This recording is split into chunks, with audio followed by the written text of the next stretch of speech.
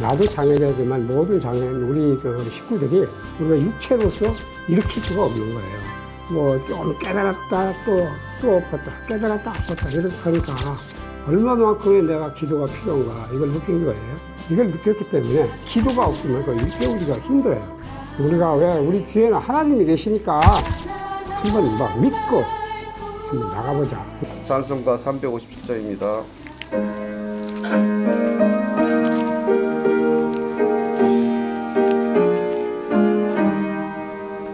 주 믿는 사람이 일어나 다 힘을 합하여 이 세상 모든 마귀를 다 쳐서 멸하세. 저 앞에 오는 적군을 다 싸워 이겨라. 주 예수 믿는 힘으로 온 세상 이기네. 믿음이 이기네. 믿음이 이기네. 주 예수를 믿음이 온 세상 이기네. 같이 기도드리겠습니다. 하나님 아버지, 오늘도 예배 드릴 수 있도록 은혜 주시니 감사합니다. 한 주간 백부장의 큰 믿음을 묵상하며 예수님의 영혼 사랑이 우리의 마음이 되게 하시고 생명 살리는 믿음으로 장애인 현장을 보게 하시니 감사합니다. 백부장이 자신의 가치관과 기준이 아니라 하나님의 말씀을 믿고 붙잡았던 것처럼 우리의 신앙생활이 하나님 말씀이 기준이 되게 하옵소서. 매일 강단 말씀을 묵상하여 말씀이 마음에 심겨지고 믿음이 자라나는 하나님의 능력을 체험하는 축복 속에 있게 하여 주옵소서. 오직 그리스도, 오직 하나님 나라, 오직 성령 충만이 각인 뿌리 체질되게 하사 복음 치유와 24 제자의 응답 속에 있게 하여 주옵소서. 코로나19가 다시 확산되는 환경 속에서도 하나님의 말씀을 사모하여 예배드리는 모든 성도들을 하나님께서 친히 보호하여 주시고 육신의 연약함이 치유되는 시간 되게 하옵소서.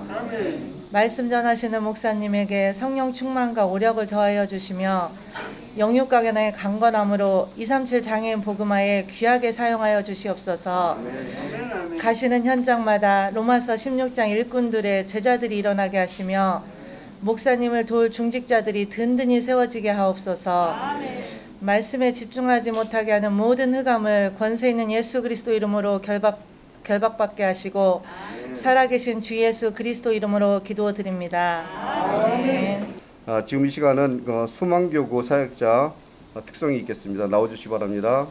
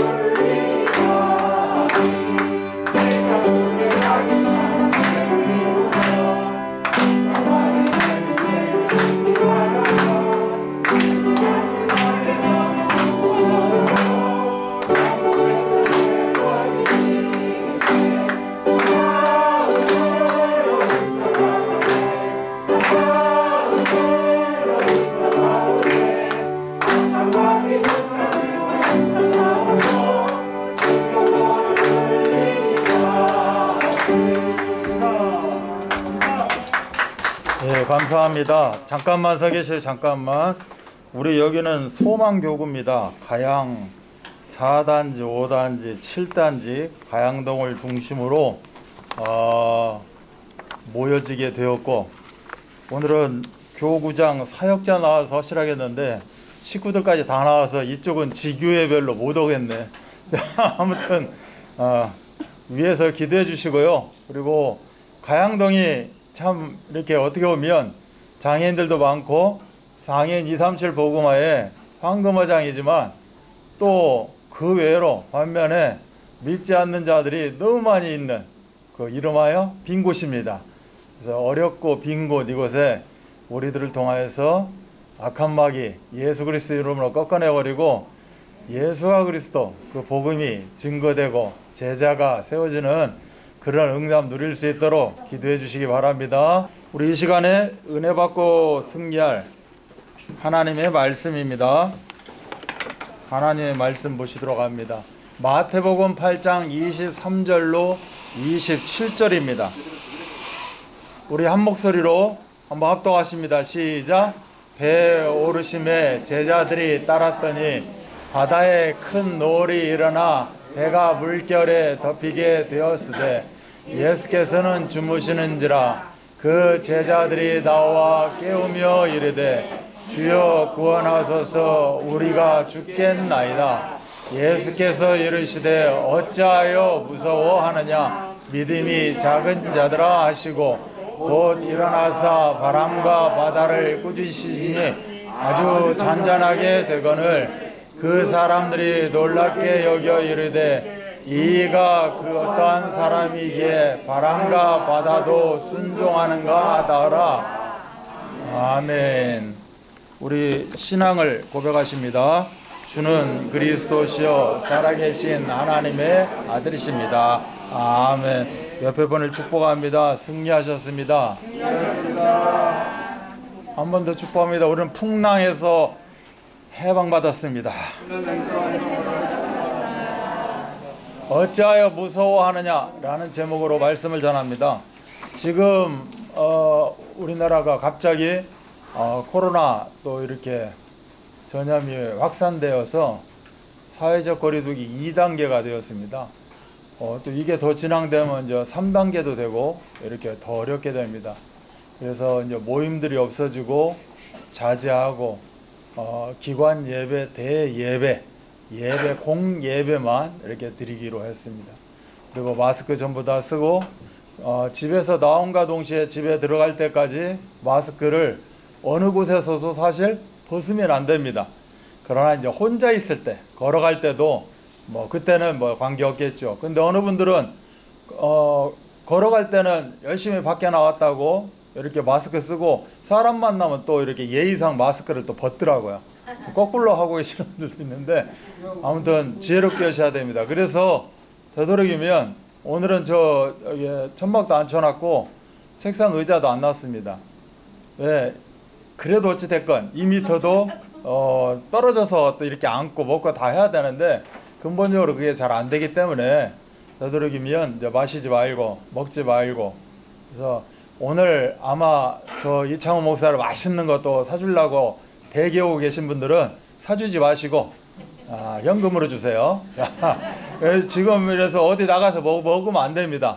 우리 친하니까 나가서 먹지 절대 안 됩니다. 괜히 나가서 먹었다가 또 예원교회 성도들이 나가서 회식을 하고 그렇게 해서 롯데리아 지금 완전히 이름 주가 올라가듯이 그렇게 하시면 안 되고 교회적으로도 사랑제일교회 뭐 우리 제일교회 제일교회가 계속 이름이 나오고 있는데 거기들도 사랑제일교회 같은 경우는 태극기 부대들 그래서 우리 강서구에 태극기 부대가 의외로 많은가 봐요. 그 성북구까지 가가지고 또 광화문까지 쫓아가서 막 대한독립 망세 하는 건 좋은데 어찌됐건 그 다 노출돼 가지고 강서구에서도 최근에 지금 며칠 사이에 많은 숫자가 감염됐는데 그 원인이 사랑제일교회였었어요. 우리 제일교회 같은 경우는 이렇게 마스크 쓰고 예배는 잘 드렸어요. 얼마나 감사해요. 아름답잖아요. 자, 축도하고 아멘 했는데 이제 마스크 벗고 그때부터 이제 먹고 이렇게 야 우리 찬양 연습합시다. 찬양대 성가대 연습하고 그러다가 지금 엄청나죠? 100명? 아무튼 엄청나요. 그러니 갑자기 하루 이틀 2, 3일 사이에 이렇게 좀 변해버린 겁니다. 항상 뭐 그거에 기죽어 살라는 게 아니라 그리고 무서워할 필요 없겠죠. 그러나 우리가 지켜야 할 건 지키면서 사는 것이 하나님 자녀의 다 도리인 것 같다라고 생각을 하면서 이렇게 말씀을 먼저 전하게 되었습니다. 어찌하여 무서워하느냐? 여러분 이 주보에 보면 제가 그림을 이렇게 실어놨어요. 주보 표지 그림 넣는 게 사실 참 고민이 많거든요. 그때 메시지에 맞는 그림을 찾아서 넣으라고 참 많이 나름대로 노력을 해요. 근데 이 앞에 그 있는 그림이 요새는 이제 우리 주부가 다 그 영계 홈페이지에 올라가서 누구나 이렇게 다운받고 누구나 볼 수 있게 되어 있거든요. 몇 주 전부터. 그렇기 때문에 글씨체 하나도 남의 거 이렇게 갖다가 쓸 수도 없고 그림도 마찬가지입니다. 어찌하여 무서워하느냐? 이 그림을 뭘까 고민하다가 그래 지금 코로나 시대지. 이 코로나 시대 그림을 찾는데 이 그림이 얼마냐? 한 장씩 파는 게 아니라 회원가입 해가지고 어떻게 해야 뭐 이렇게 돼요. 그런데 이제 또 장사들이 안 되는지 특별 세일 기간이 돼가지고 1,000원 주고 지금 산 겁니다. 그림을. 뭐 그냥 그림 아무거나 받는 거지 절대 그렇지 않아요. 그렇지 않고 저 가운데 있는 그 지도 우리 나만 그려져 있는 마스크 쓰고 있는 거는 연합뉴스에서 실린 거를 갖다가 다운받아서 밑에 이제 다 표기를 해놨어요. 이 그림은 어디 출처까지 여러분 잘 안 보실지 모르겠지만 출처까지도 다 기록되어 있습니다. 이제 이 정도로 이제는 다 드러나 있는 거죠. 우리 사역도 다 드러나 있어요. 우리 사역도 지금 몇 명 모이고 있고 어떻게 되고 있는 것도 다 공유되고 있습니다. 우리 당회로부터 시작하고 다 공유되고 있기 때문에 나름대로 우리가 어떻게 보면 다 이제 벌거벗고 하는 그런 사역이 되는 거죠. 그래서 기왕에 정말 하나님 뜻 주시고 사명 주셔서 하는 사역이기 때문에 우리가 확실하게 해야 될 줄 믿습니다. 그래서 코로나 시대에 큰 건장하신 분이 예수님이에요. 코로나 시대에 두려워하고 마스크 쓰고 막 그렇게 해서 막 이거 어쩐다냐 저쩐다냐 할 것이 아니고 예수 그리스도의 십자가 붙잡고 우리가 나아가면 모든 문제 다 해결이 되기 때문에 너무 풍랑 앞에서 코로나 앞에서 두려워할 건 없다. 그러나 우리가 하나하나 지켜야 할 것만 지켜간다면 코로나에서 우리는 완전할 줄로 믿습니다. 오늘 서론에 보면 제자들을 향해서 나를 따르라 말씀하십니다. 따르라라, 나를 따르라 이 딱 한마디일 수 있는데 이 안에는 어마어마한 것들이 다 들어가고 있다는 거죠. 나를 따르라고 한다는 것은 내가 너 인생을 지금부터 어떻게 하겠다? 책임지겠다. 완전 책임지시겠다. 뭐 이 내용이에요. 그래서 우리 예수님은 우리를 향해서 너는 나를 따르라. 네가 나를 향해서 예배하는구나. 그렇다면 나는 너를 어떻게 하겠다? 책임지겠다. 그래서 나를 따르라. 이 말은 완전 책임입니다.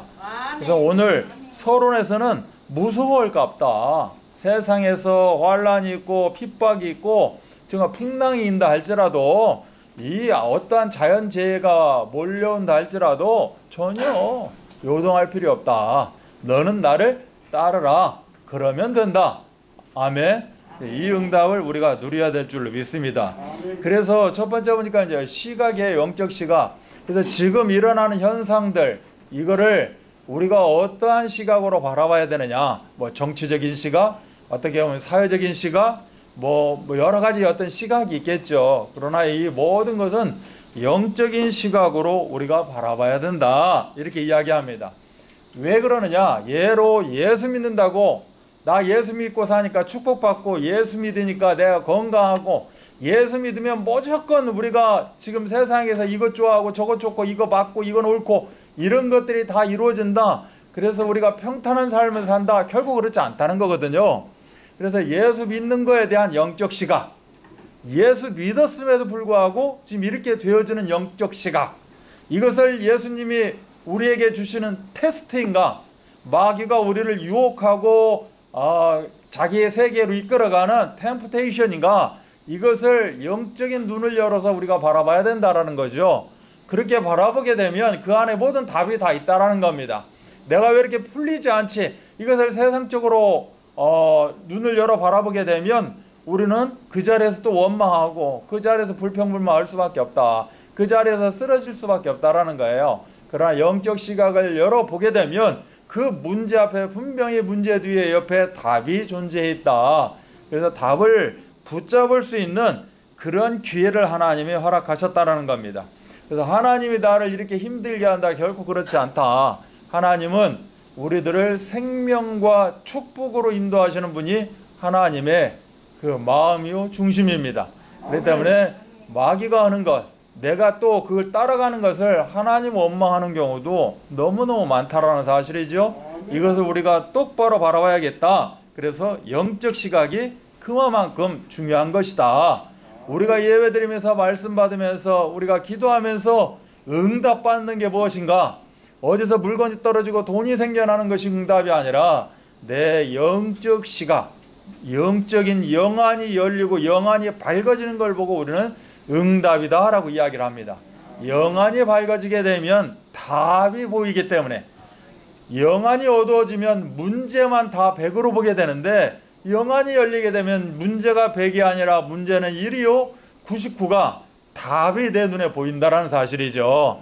아멘. 그렇다면 시간표 따라 우리가 응답받고 인도받으면 된다. 그래서 이 모든 풍랑 속에 제일 중요한 답은 오직 예수다. 그래서 항상 우리가 24 예수가 되어져야 된다.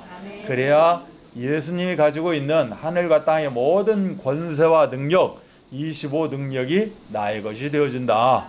그래서 우리는 지금 뭐 단순히 2020년만 살아가는 그런 존재가 아니라 이제 영원까지 이르는 그런 최고 축복된 존재인 줄 믿습니다.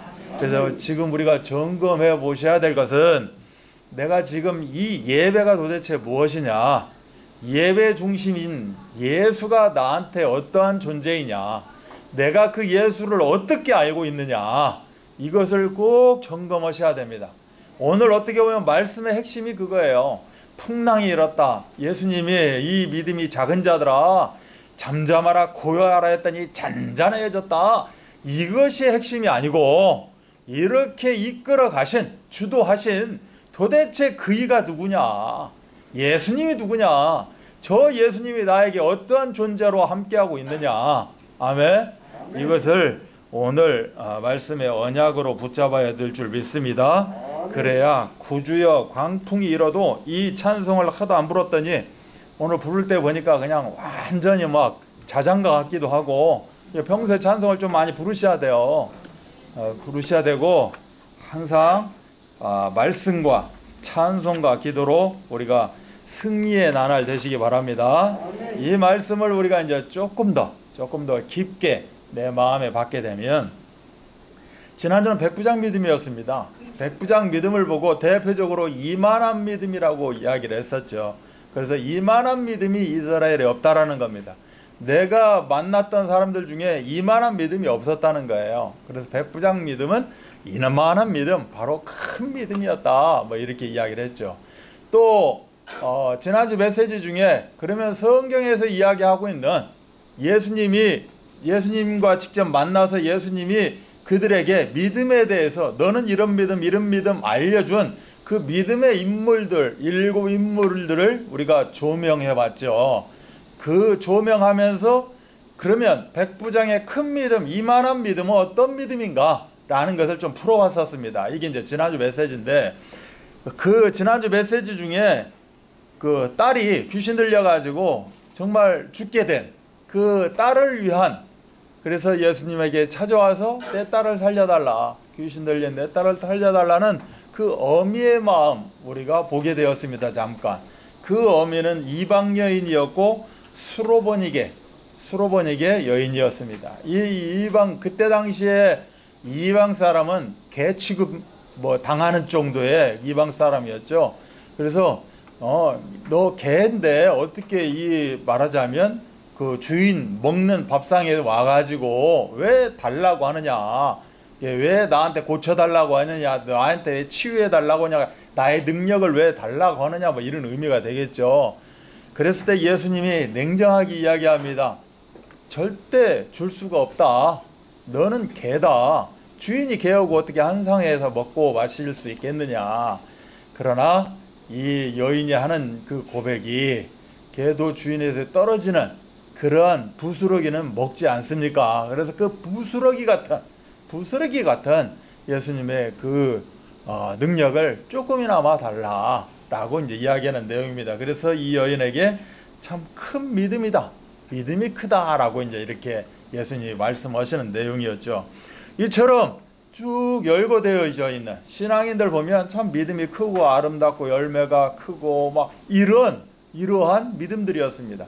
근데 그때마다 비교가 되는 사람들이 있었어요. 비교 대상이 누구였느냐? 제자들이었습니다.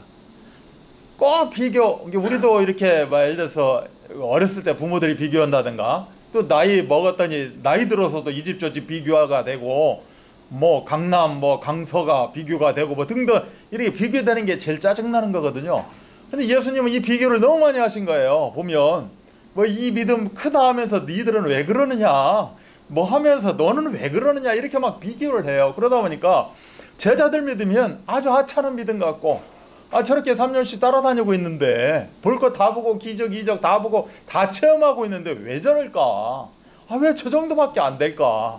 이 백부장 어떻게 보면 수로보니게 여인 아무것도 아닌 진짜 개 취급받는 여인도 믿음이 크다고 하는데, 나는 진짜 모든 거 내려놓고 예수님 따라다니는데 내 믿음 이거는 저만한 믿음도 안 되니, 이렇게 계속해서 비교 대상이 되고 있는 거예요. 그러면 진짜 이런가? 제자들 믿음은 진짜 이 정도인가? 라고 한번 고민을 해보는 거죠.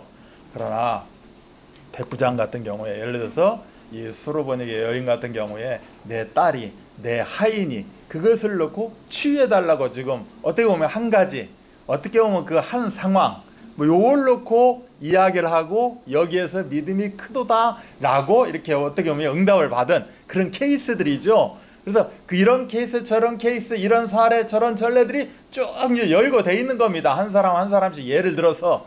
근데 예수님 원하시는 제자들의 믿음은 뭐냐? 이 모든 것을 총망라한 그 믿음을 이야기하고 있는 거예요. 그러니 이렇게 한 건 한 건 비교를 하니 이건 비교 대상이 사실은 될 수가 없는 건데, 예를 들어서 한 가지 믿음을 이야기한다면 제자들은 10,000가지, 뭐 100,000가지, 10,000가지의 종합적인 믿음을 사실은 이야기하는 거거든요. 이 한 하인이 치유받고 딸이 치유받는 걸 이야기했다면, 제자들은 예수님이 제자들에게 원하시는 것은 상황입니다. 상황을 변화시키고 현장을 변화시키는 역전 드라마를 연출해내는 그러한 믿음을 예수님은 원하셨던 거죠. 그렇게 되어지지 않다 보니까, 상황의 역전, 상황 변화가 되어지지 않다 보니까 믿음이 작은 자들아 너는 어찌 믿음이 없느냐, 너희 믿음이 어디 있느냐. 오늘 이 마태복음 8장은 마가복음 4장, 누가복음 8장에도 같은 내용들이 나와요. 그 내용에서 이렇게 이야기하는 거예요. 마태복음 믿음이 작은 자들아, 그 다음에 너희가 어찌 믿음이 없느냐, 너희 믿음이 어디 있느냐. 아예 믿음이 없다라고 이야기를 합니다. 아니 그렇게 따라다녔는데 믿음이 조금도 없겠어요. 근데 이 예를 들어가지고 또 믿음이 없다고 합니다. 한국에서는 믿음이 작다, 적다라고 이제 이렇게 표현을 하고 있죠. 그래서 예수님이 원하시는, 우리들에게 원하시는 우리의 믿음은 뭐냐? 상황을 변화시키고 현장을 역전, 변화시키는 믿음을 예수님은 원하신다는 겁니다. 어떤 일부분을 치유받고 어디서 해결받는 이런 믿음을 원하시지 않는다는 거예요. 그 상황을 주도하는 그 능력이 있다면 이런 믿음 저런 믿음, 이런 것은, 상황은 아무것도 아니라는 겁니다. 아멘. 이 모든 것 자체를 역전시켰기 때문에, 변화시켰기 때문에 그 모든 것은 그 안에 들어가 있잖아요. 그럼 이런 것은 사실은 이미 다 끝났다 하는 얘기나 같은 거죠. 그러나 한 건 한 건을 가지고 비교하다 보니 이렇게 제자들에게 너희는 이것이 아니라 전체적인 그런 믿음을 원하신다라고 볼 수가 있는 겁니다. 그래서 예수님은 어떻게 보면 실망함과 동시에 사실은 기다리고 있다라고 볼 수가 있는 거죠. 예수님이 우리들에게도 사실은 실망하는 부분들이 많을 겁니다. 오늘 아침 일어나면서부터 우리 예수님이 저한테 실망했을 수 있어요. 제일 큰 아침에 일어나면서 할렐루야 그리스도 한다고 실컷 했는데, 아이고 몸이 왜 이런다냐, 이렇게 했으면 사실 이런 부분도 모든 게 다 실망할 수 있겠죠. 그런데 예수님은 사실 이런 것 갖고 또 실망하지 않습니다. 진짜 예수가 함께하고 있는가. 그래서 어떤 문제와 어떤 풍랑을 만나도 요동하지 아니하고 그것을 변화시킬 수 있는 그런 능력을 가지고 있는가, 이런 부분을 이제 보시지 않을까. 그런데 이제 그런 부분들이 다 이렇게 세미하게 나타나게 되어 있다, 이렇게 보시면 되겠죠. 그래서 어떻게 보면 오늘 이 말씀에서 두려움이 나옵니다. 어찌하여 무서워하고 두려워하느냐. 어떤 장면에서 또 두려워하는 그런 풍랑도 나오고 또 무서워하는 이런 모습도 나오죠.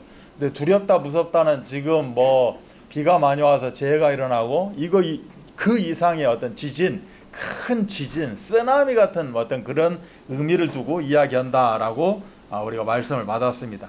자, 두려워한다, 무서워한다, 이 말은 믿음이 작은 거하고 동의어라고 볼 수 있습니다. 내가 지금 무서워요.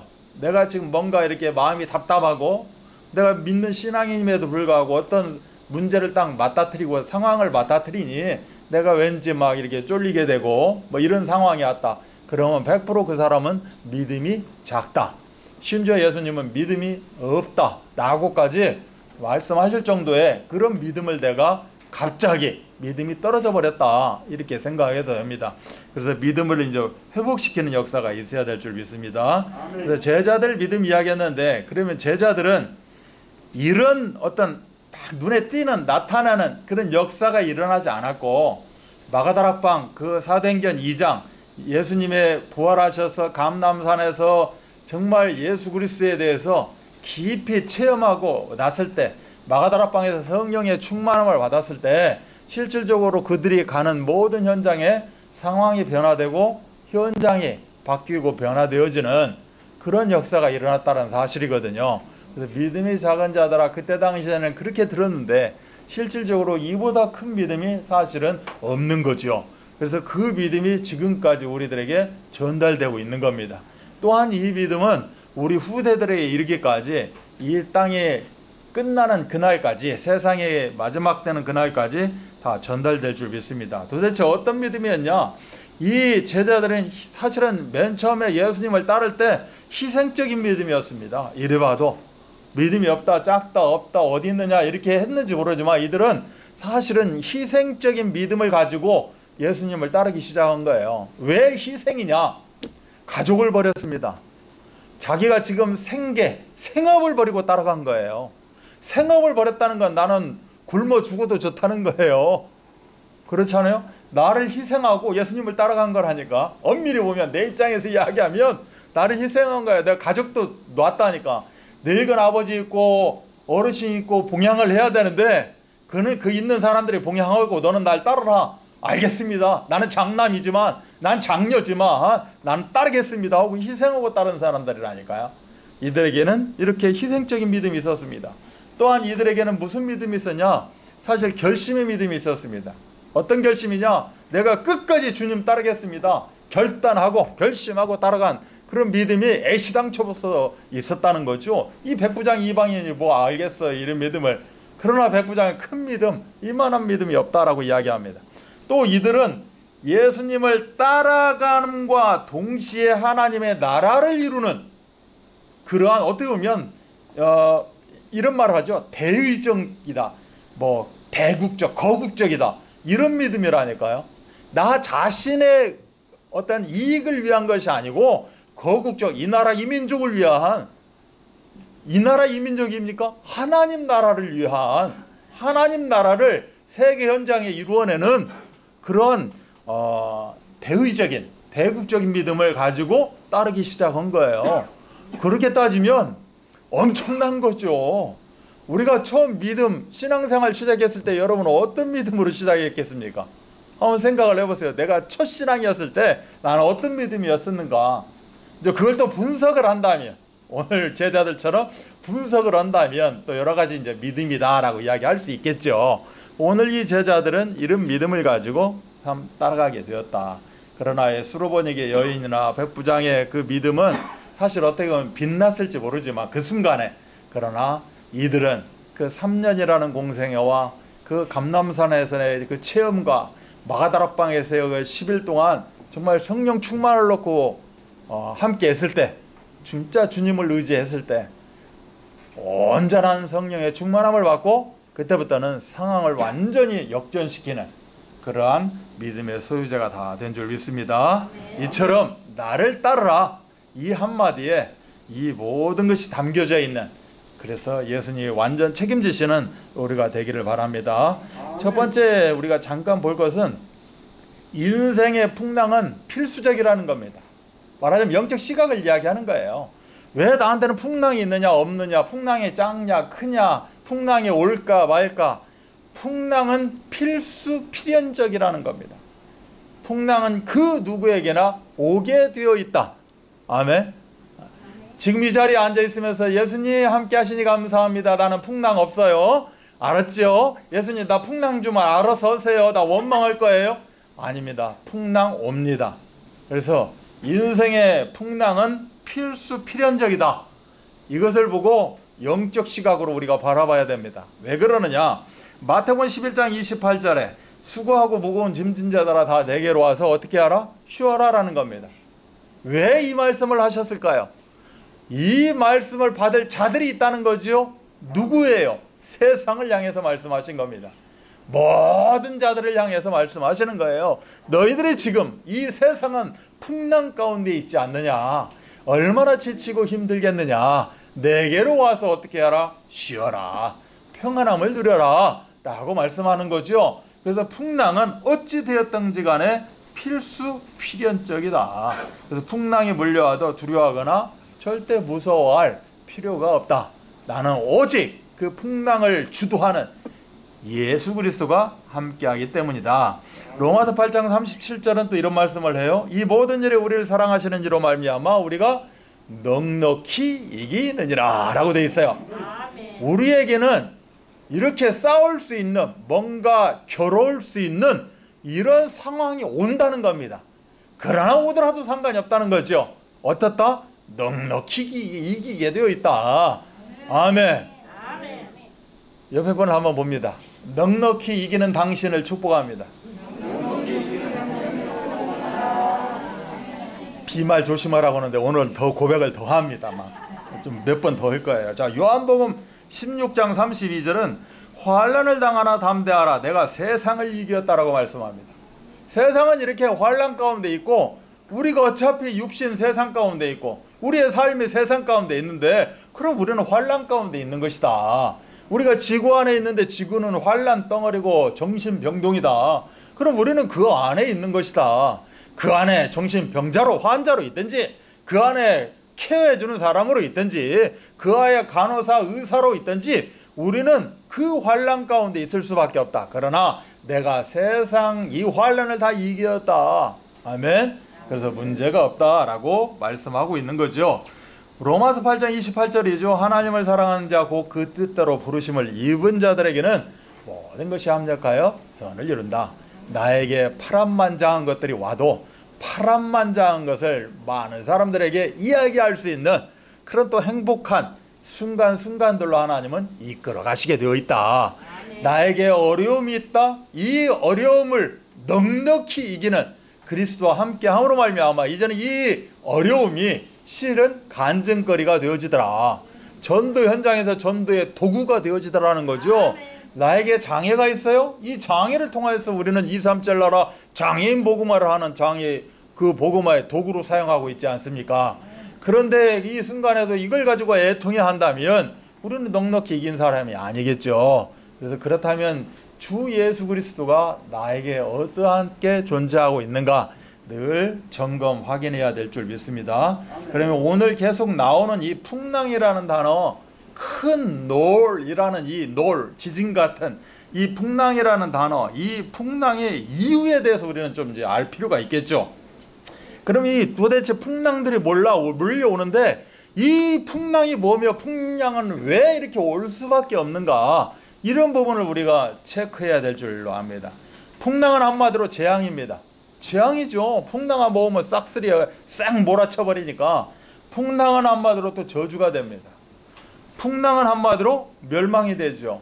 와, 이 충청도권 막 댐을 어디서 뭐 잘못 열었다 어쩌다 뭐 사대강을 어쩌다 여러 말들이 있는데 아무튼 막 그거 오니까 200mm, 500mm 막 집중호우가 쏟아지니까 이거는 막 완전히 쓸어버립니다. 소가 지붕에 올라가고 나 살려라 음매하고 있고 막 집이 떠내려가고 그 내 손으로는 밀 수도 없는 그러한 모든 것들이 그냥 춤춰요. 물 위에서. 이렇게 되어 있는 거. 그 수문들을 열으니까 막 거기서 쏟아져 나오는, 와, 우리나라에도 저런 폭포수가 있는가 싶을 정도로 이렇게 엄청난 물의 위력을 우리가 이번에 보게 됩니다. 이러한 풍랑들을 한번 왔다 하면 당연히 재앙이요, 저주요, 멸망입니다. 제가 재앙이요, 저주요, 멸망 이 이야기한 것은 근본 문제 3가지를 이야기한 거나 마찬가지입니다. 재앙이 뭐예요? 죄가 들어옴으로 말미암아 우리에게는 뭐가 찾아옵니까? 재앙이 찾아온 거예요. 우리는 하나님을 떠남으로 말미암아 우리에게 찾아온 건 저주입니다. 우리가 사단의 그 속삭임에 이끌림 받음과 동시에 사주팔자 운명 가운데 따라가는 동시에 우리는 영원한 멸망 가운데 멸망길로 갈 수밖에 없다는 거죠. 지금도 멸망이요, 영원도 멸망이라는 겁니다. 그래서 풍랑이 뭐냐? 재앙이요, 저주요, 멸망이다. 이 풍랑을 잠잠하라, 고요하라. 그래서 이 풍랑이 잔잔하여지니라 라고 오늘 성경은 이야기하고 있는 거예요. 오늘 성경에 이렇게 다 기록되어 있느냐? 마가복음도 찾아보시고 누가복음도 찾아보시면 이렇게 다 기록이 되어 있습니다. 그래서 사람은 재앙과 저주가 임하면 먼저 하나님을 원망합니다. 도대체 우리 이 하나님은 살아계시는 거야?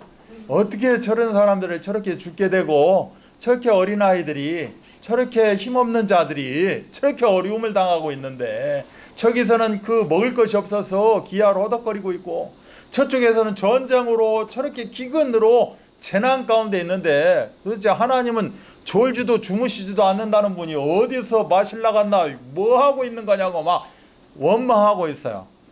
출애굽기 16장을 여러분 읽어보시면 당장에 출애굽한 백성들, 출애굽했다는 거는요 우리가 사주팔자 운명에서 해방받았다는 겁니다. 이제는 죄와 저주와 사망 가운데서 완벽하게 해방받았다는 거예요. 어떤 문제가 찾아와도 전혀 나에게는 문제가 아니라는 겁니다. 나는 상황을 변화시키고 역전시킬 만군의 여호와 하나님, 전능하신 분이 나와 함께 한다는 거예요. 그것을 예수님이 3년 동안 보여주셨듯이 이 이스라엘 백성들에게도 구약시대 때 하나님이 다 보여주셨습니다.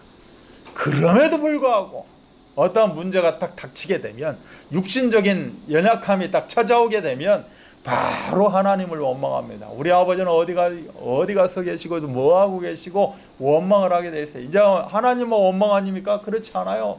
하나님의 대행자들을 원망합니다. 이창호 목사님 저 뭐 하고 있는데 도대체 우리 사역자들은 장로들은 말이야 이렇게 하면서 장로들은 말이야 누구한테 들은 말 같다고 잘 새겨 들으세요.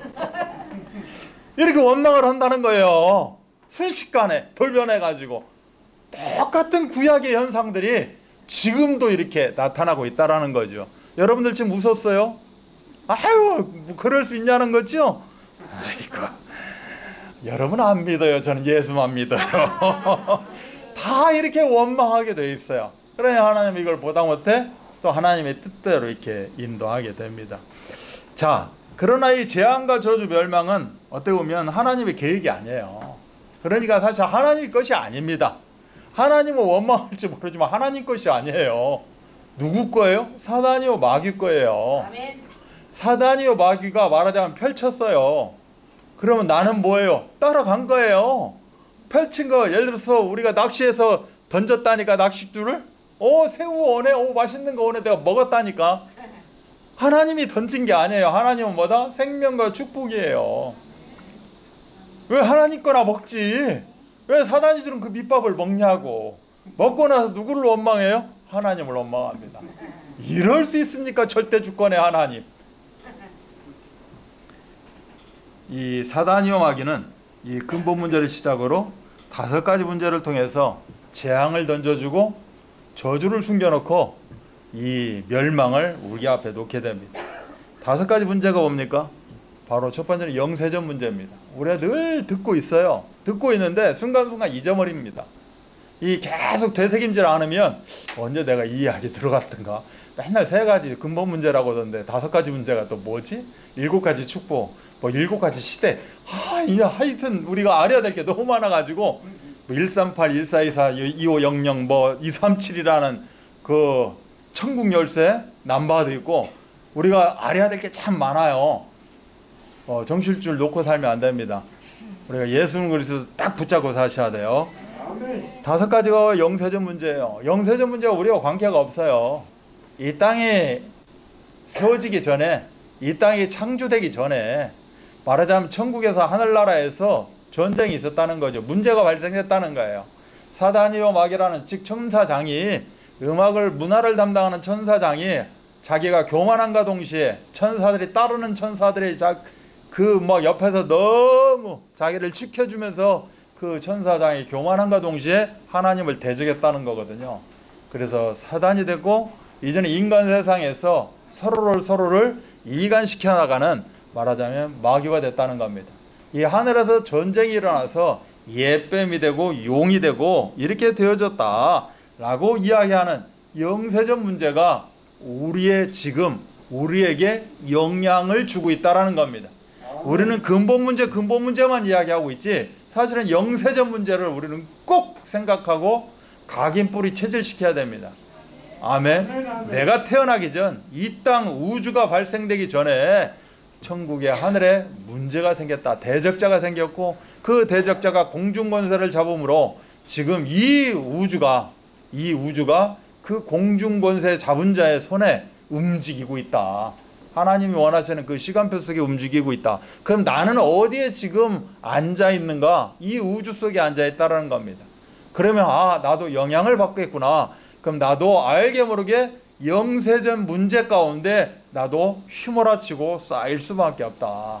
이 영세적 문제를 시작해서 방금 이야기했던 근본 문제가 우리들에게, 정말 모든 자들에게 모든 상황 가운데 문제의 키로 다가오게 되어 있다는 겁니다. 하나님은 자기 형상이라는 최고의 복을 주시고, 이 형상을 완벽하게 이룰 5가지의 오복을 허락하십니다. 그래서 모든 인간들이 이 오복을 따라가지고 오복 많은 복을 이야기하고 있죠.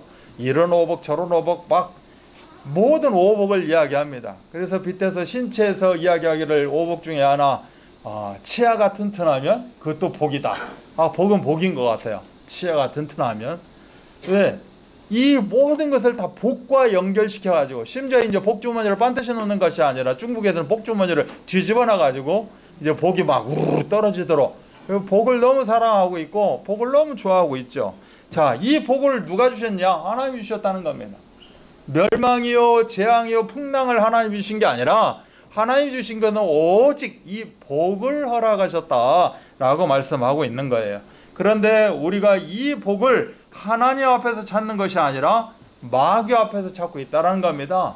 그래서 이 복을 세상화시켜갖고 세상 가운데 오복을 그렇게 이야기를 하고 있습니다. 내 자녀들이 잘 되고, 내 자녀가 출세하고, 내 자녀가 시집장가 잘 가야 되고, 막 아무튼 세상에 있는 모든 복을 다 싸가지고 와서 이 오복 안에 집어넣었다. 이걸 바로 마귀 앞에 무릎 꿇고 복을 달라 하고 있는 거나 마찬가지라는 거죠. 그래서 말씀을 불순종하는 죄를 범함으로, 즉 마귀 앞에 무릎 꿇음으로 말미암아 생명과 행복의 근원이신 하나님을 떠나게 되고, 이제는 재앙 가운데, 저주 가운데, 끝내는 영원한 멸망 가운데 빠질 수밖에 없었다라는 겁니다. 그래서 우리가 세상에서 이 근본 문제를 빗대어 가지고 세상에서 이 근본 문제를 그리스도로 해결하는 것이 아니라, 세상 가운데서 이 근본 문제를 해결하려고 보니까 성경에 어떠한 구절이 나타나고 있느냐. 요한일서 2장 16절에 보면 육신의 정욕, 안목의 정욕, 이생의 자랑 3가지가 나옵니다.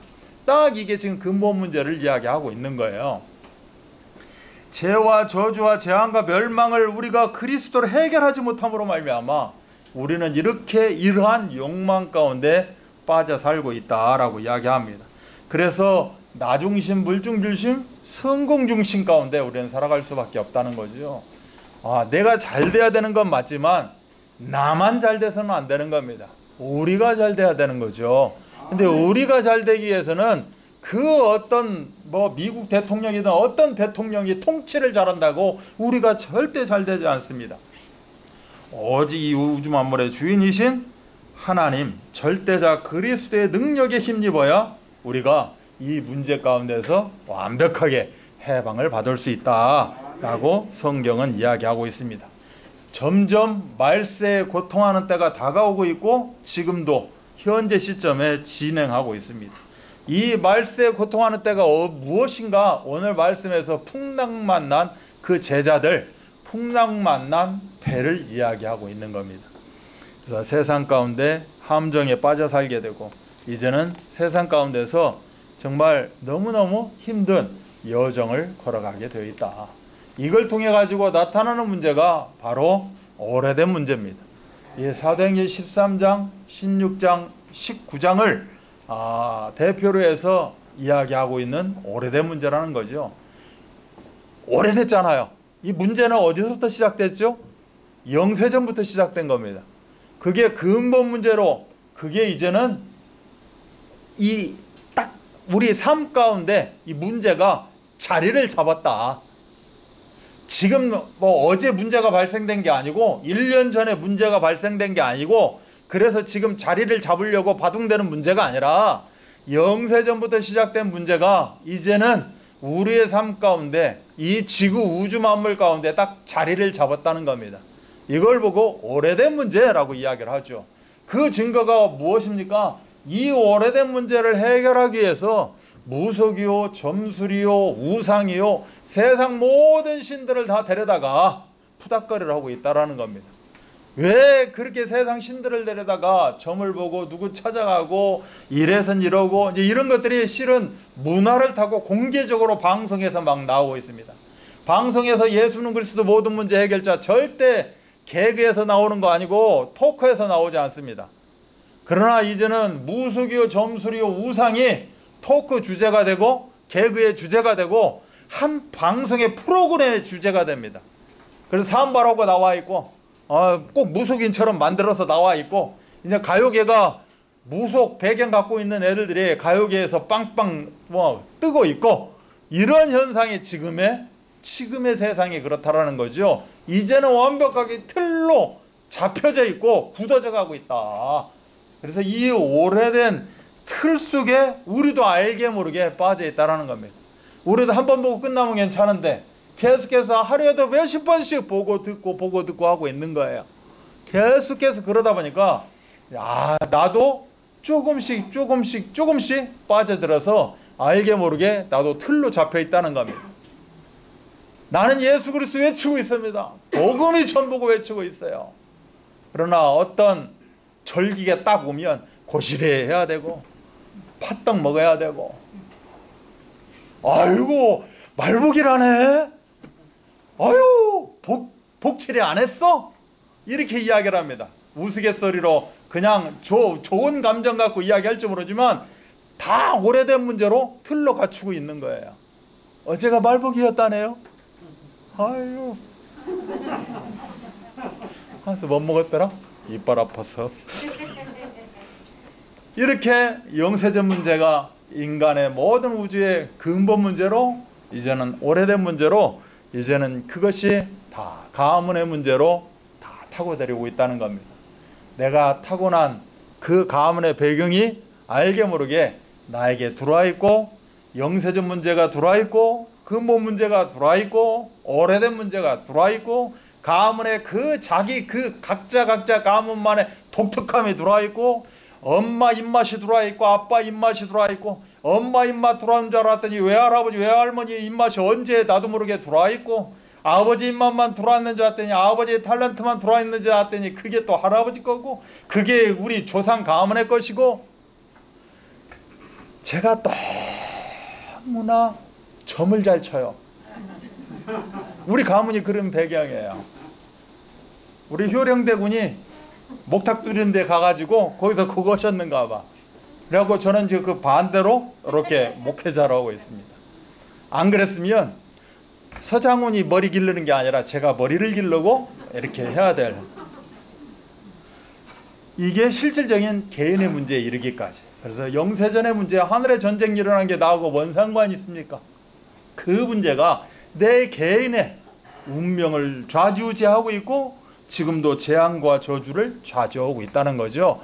그래서 함정으로 틀로 올무로에 빠져가지고 묶여가지고 벗어나지 못하고 있다. 이러한 영적 시각을 우리가 정확히 바라보고 지금 세상은 이렇게 5가지 문제 가운데 요동치고 있구나. 그래서 바람 한 점 부는 거 모든 것도 다 이 문제와 관계가 있구나 라고 여러분들이 보시면서 이 여기에 대한 해답, 예수는 누구인가에 대해서 우리는 바로 깨달아야 될 줄 믿습니다. 마태복음 8장 27절에 그 사람들이 놀랍게 여기르되 이가 어떠한 사람이기에 바람과 바다도 순종하는가 라고 이야기하고 있습니다. 이가 어떤 사람이냐는 겁니다. 그가 누구이기에, 이가 어떠한 사람이기에 성경은 계속해서 이렇게 이야기를 하고 있어요. 여기서 이가 누가라고 하는 분이 바로 예수님을 이야기하는 거죠. 이 예수님이 누구냐는 거예요. 그래서 오늘 본문에서 우리가 다시 한번 붙잡아야 될 것은 예수는 누구신가입니다. 예수는 도대체 나에게 누구인가? 우리 성도들에게 이 세상에 예수가 왜 와야만 되고 왜 예수가 누구인가? 풍랑이 필수적이고 필연적이라면 예수님도 당연히 필수적이고 필연적이다 라고 이야기하고 있죠. 풍랑은 이 땅에 딱 펼쳐지게 되면 모든 곳에 풍랑이 임하게 되지만 예수님은 이 땅에 오셨는데 모든 곳이 다 예수를 붙잡는 시대가 아닌 거예요. 꼭 필요한 자만 붙잡게 되어 있다는 거죠. 근데 이거는 어떻게 보면 나 개인에 보자면 이건 엄청난 축복인 겁니다. 나 다른 사람들이 붙잡지 못하는 그 예수를 내가 잡고 있는 거예요. 아멘. 그래서 상황을, 현장을 역전시키는 겁니다. 로마서 5장에 쭉 기록된 말씀 중에 제가 짧게 한번 묵상해 본다면, 그러므로 한 사람으로 말미암아 죄가 세상에 들어왔다. 한 사람의 범죄로 인하여 많은 사람이 죽었다. 심판은 한 사람으로 말미암아 정죄에 이르렀다. 한 사람의 범죄로 말미암아 사망이 그 한 사람을 통하여 왕노릇한다. 한 범죄로 많은 사람이 정죄에 이르렀다라고 이야기를 하고 있어요. 그 한 사람 한 사람의 범죄라고 이야기합니다. 여기서 실질적인 한 사람은 아담입니다. 근데 아담이 범죄가 나하고 뭔 상관이 있느냐라고 별개의 문제라고 이야기할 수 있겠죠. 그러나 하나님의 그 계획은 아담을 통하여서 또 다른 아담이 나타나게 되어 있는 것이 사실은 하나님의 계획입니다. 그래서 알게 모르게 이 모든 문제가 사실은 나타날 수밖에 없다. 그러나 하나님은 이를 해결하기 위해서 또 다른 새로운 새 아담 예수 그리스도를 우리에게 보내주셨고, 예수 그리스도를 함께 할 수 있는, 그 어떤 조건 어떤 누구도 함께 할 수 있는 그런 상황 가운데 예수 그리스도가 나와 내 앞에 내 뒤에 늘 내 귀에 늘 내 눈에 늘 내 손에 늘 내 발 가운데 믿어지고 붙잡아지게 되어 있다라고 오늘 말씀은 이야기합니다. 파스칼이라는 사람이 원죄는 인간의 눈으로 보면 매우 우스꽝스러운 것이다. 원죄, 아담이 진 죄를 나하고 뭔 상관이 있습니까? 하는 그 원죄, 이성을 가지고는 이것을 알 수 없다. 왜냐하면 이성에 위배되는 것이며 이성은 자기의 방법으로 그것을 생각해낼 수도 없기 때문이다. 모든 사람이 태어날 때부터 원죄를 가진 죄인이라는 그 증거로 모든 사람은 다 죽게 되어 있습니다. 이것을 나의 배운 이성 지식으로 깨달아 알고자 하니 알아질 수 있겠느냐. 아주 우스꽝스럽다라고 이야기를 하고 있죠. 그러나 하나님은 분명히 우리들에게 이야기하고 있습니다. 창세기 2장 17절에 선악을 알게 하는 나무의 열매를 먹으면 반드시 죽는다라고 이야기를 하고 있죠. 내가 선하게 알게 하는 나무를 먹었는지 안 먹었는지 알 수 있는 방법이 있습니다. 나는 선악과가 뭔지도 모르고요, 아담이 어떻게 생겼는지도 모르고요, 아담이 날아다녔는지 기어다녔는지도 모르고요, 왜 아담하고 나하고 관계를 짓습니까? 라고 이야기할지 모르지만 나도 아담을 닮았다는 증거, 여러분이 뱃속에 있을 때 엄마 배를 차기 시작합니다. 태어났다니 울면서 태어나요. 제일 먼저 배우는 게 욕이에요. 엄마를 맨 먼저 배우겠죠. 이 모든 것 속에서 다 아담의 자손으로 우리는 태어날 수밖에 없다. 이것이 바로 숙명적이고 이것이 바로 우리에게 있는 원죄다라고 이야기합니다. 그러나 예수님은 이 원죄 가운데 있고 풍랑 가운데 있는 나에게, 요한복음에 보면 인생 항로에서 내가 풍랑을 만났지만 그 풍랑을 밟고 바다 위를 걸어서 나에게 찾아오신 분이 바로 예수 그리스도입니다. 나에게 지금 풍랑이 있어요. 이거는 축복입니다. 왜 그렇지요? 풍랑이 있음으로 말미암아 나를 내버리지 않으시고 나 그 풍랑을 밟고 그 풍랑을 부수고 그 풍랑 위를 걸어오시는 분이 있다라는 겁니다. 아멘. 그분이 바로 예수 그리스도입니다. 근데 그 풍랑을 육신의 눈으로 보게 되면, 영적 시각을 놓치게 되면 풍랑은 어마어마한 멸망으로, 나에게 재앙으로, 저주로 다가올 수밖에 없다. 그러나 영적 올바른 시각을 붙잡게 되어지면 그 풍랑은 바로 예수 그리스도가 함께하는 축복의 동산이 되어진다. 우리가 아직 연약한 때, 우리가 아직 죄인 되었을 때, 우리가 원수 되었을 때 그 예수님이 나를 찾아오셔서 창호야, 나와 함께하자. 내가 네 속에, 네가 내 속에 들어와서 서로 더불어 먹고 사는 그런 함께 원리스의 그런 축복을 누리자라고 말씀하고 있는 것이 우리 하나님의 귀한 뜻인 줄 믿습니다. 그래서 요한복음 6장 21절에 봤더니 풍랑 위로 걸어오신 그 예수님을 기뻐서 영접했다라는 말이 나와요. 항상 우리는 기뻐서 영접하는 그런 시간표가 꼭 필요합니다. 이미 우리는 기뻐서 영접했죠. 그러나 나에게 어려움이 있어요, 아픔이 있어요, 기뻐서 영접하는 그런 시간표 응답 누리시기 바랍니다. 기뻐서 영접했더니 나를 축복뿐만이 아니라 생명뿐만이 아니라 이제는 237 나라 장애인 복음화와 전도자로 하나님은 세우셨다라고 말씀하고 있습니다. 그래서 제사장으로, 선지자로, 왕으로 이제는 빛을 선전하는, 빛을 전달하는 그 빛의 사령관으로 하나님 나를 부르시고 응답 중에 주시는 줄 믿습니다. 그래서 우리가 마지막으로 봐야 될 것은 하나님의 영광을 바라고 즐거워하는 그러한 시간표가 꼭 필요합니다. 이걸 보고 어떤 시간표? 오직의 시간표라고 합니다.